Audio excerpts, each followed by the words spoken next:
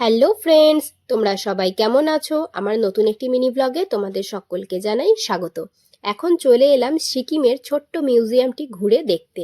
এখানে রং আর কাঠের কাজ রয়েছে খুব সুন্দর সুন্দর। দরজা, থাম, ছাদের কার্নিশ সব জায়গায় যেন একটা তিব্বতী স্টাইলের কারুকার্য করা রয়েছে।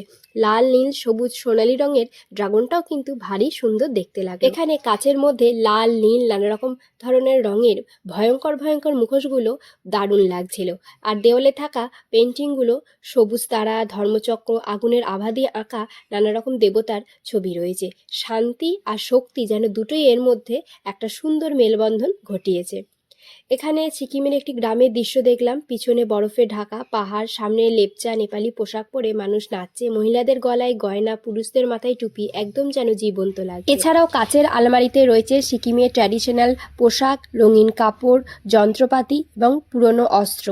এরপরে আমরা চলে গেলাম বিহারে ঘুরতে। সংক্ষেপে বললে এই জায়গাটা মনে হচ্ছে বিহারের লোকশিল্প আর গ্রামীণ জীবনের একটা ছোট্ট মিউজিয়াম। এখানে নানা রকমের ঢোল, বাদ্য, দেওয়ালে আঁকা দেবদেবীর ছবি, ঘরের দরজা জানলার রঙিন বর্ডার সব মিলিয়ে বিহারের লোক সংস্কৃতিকে একদম জীবন্ত লাগে। মেঝেতে যে লাল, নীল, সবুজ রঙের সুন্দর গোল নকশাটা রয়েছে, এটি পুজোর সময় বা শুভ কোনো অনুষ্ঠানে বাড়ির উঠোনে আঁকা হয়। এছাড়াও কাচের ভিতরে খড়ের ছাউনির ঘর, উঠোনে বসে কাজ করা মহিলাদের ছবি, এগুলো যেন বিহারের একদম প্রত্যন্ত গ্রামের আসল ছবি। সাথে ঢেকি, মাটির উনুন, বাঁশের ঝুড়ি, হাতের চাকি সবই গ্রামের নিত্যদিনের প্রয়োজনীয় জিনিস। কাচের বাক্সে রঙিন কাঠের ঘোড়া, হাতি, পুতুল দেখলাম। এখানে বিখ্যাত কারিগরদের কাজ। এই জায়গাটাই মনে হচ্ছে বিহারের লোকশিল্প আর গ্রামীণ জীবনের একটা যেন ছোট্ট মিউজিয়াম। ঝাড়খণ্ড মানে শুধু খনি আর জঙ্গল নয়, এখানেও মাটির গন্ধ, ঢোলের আওয়াজ আর হাতে বোনা শিল্পের জায়গা।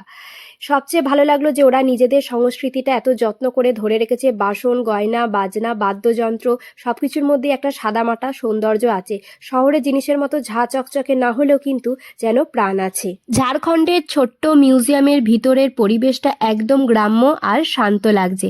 দেওয়ালে আঁকা এইগুলো যে ট্রাইবাল পেন্টিং রয়েছে, গাছ, হরিণ, পাখি, ঢোল, ঘট, এগুলো আদিবাসী মহিলারাই ঘরের দেওয়ালেও এইভাবেই গল্প আঁকে। আমাদের গ্রাম বাংলাতেও আমরা এরকম দেখতে পাই। ভিডিও তোমাদের কেমন লাগছে অবশ্যই কিন্তু কমেন্ট করে জানিও। ভালো লাগলে লাইক করো, শেয়ার করো আর পাশে থেকো। আজকের মতো ভিডিও এখানেই শেষ করছি। পরবর্তী শর্টস নিয়ে খুব তাড়াতাড়ি তোমাদের সাথে দেখা হবে। আজকের মতো টাটা।